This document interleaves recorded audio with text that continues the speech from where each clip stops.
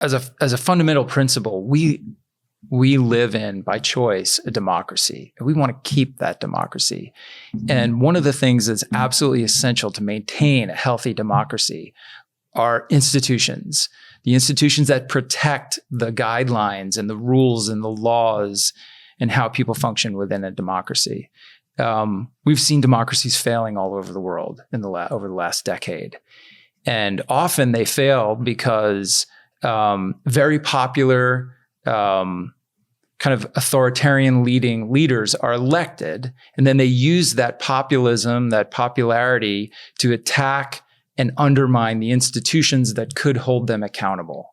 And I think that's an incredibly important example for us to acknowledge and think about here in the United States.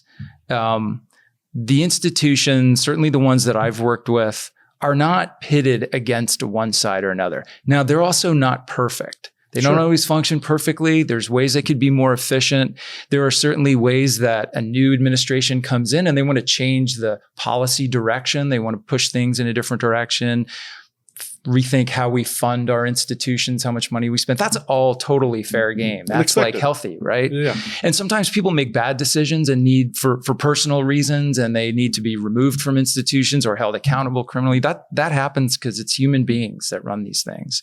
But when we start attacking institutions and tearing them down and undermining public faith in things like law enforcement and the courts, we really encourage that sort of conspiratorial thinking that just tears us apart.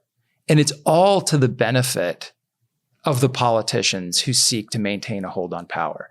Yeah. If you look across what we're experiencing in this country right now, the people that are screaming and yelling about politics and things becoming politicized are the politicians who use those claims to maintain their own hold on power. So because a bunch of politicians stand up and say, we're going to investigate the weaponization of the FBI.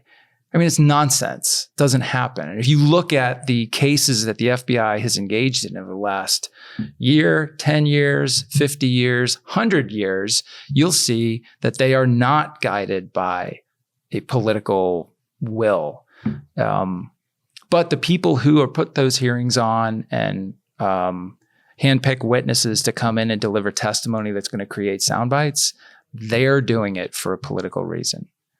So it's just something we really have to be cognizant of. Yeah, no, that's highly concerning. And I think a lot of people seem to be cheering on the institutional attacks. There's something about a bloodlust that personally, I don't really understand where it comes from. When I think back, especially I've been revisiting history of my life and listening to your book, and sort of tracking all these big national moments that the FBI is a critical part of, where you're just a stable part. We all sort of take it for granted that these guys will show up, these guys and ladies will show up, be competent, and achieve what we need them to achieve. And now to be this political, controversial thing, it was something that for the longest time we just assumed was there, was competently run, did its thing. Right. And I think that's a fair assumption, particularly in the post-Church Committee era, right? In the FBI of let's say 1980 forward, after the Hoover years. Because before that era, it was a politicized institution because J. Edgar Hoover was incredibly adept at playing the political cards for his own advantage. Yeah. And the Bureau was engaged in all kinds of activity that it should never have been engaged in, particularly on the domestic intelligence side. But what was the public impression of the Bureau at that time? Gee, man, everything's good. We can count on the FBI. They didn't know that the Bureau was conducting illegal surveillance of political figures and political opponents of the administration. They didn't know that the Bureau was being essentially weaponized by every president, from FDR forward. Not just Democrats, not just Republicans, all of them.